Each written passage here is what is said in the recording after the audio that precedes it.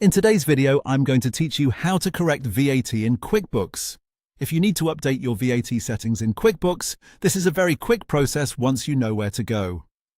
In this walkthrough, I'll show you exactly how to find the right area, open your tax settings, and make the changes you need safely and efficiently. To get started, look over to the left-hand side of your QuickBooks screen and click on All Apps. This is where you can access the different sections of your account. Once that menu opens, go ahead and select Sales Tax.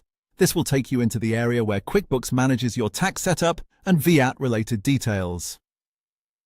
When you arrive on the Sales Tax Overview page, take a moment to make sure you're in the correct section. On the right-hand side, you'll see an option called Edit Sales Tax Settings.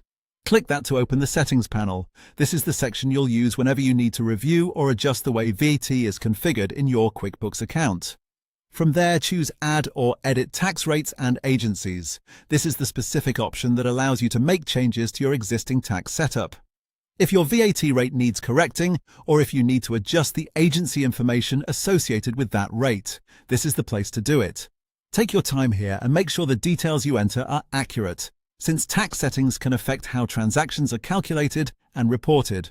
Once you've made the necessary changes, save your updates. That's the final step. After saving, your corrected VAT settings will be applied in QuickBooks. And there you go. That's all it takes to correct VAT in QuickBooks.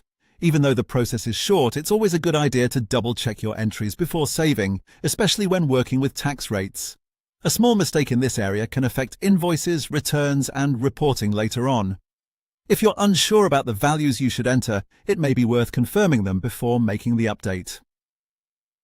Thanks for watching, and I hope this helped you quickly find and correct your VAT settings in QuickBooks.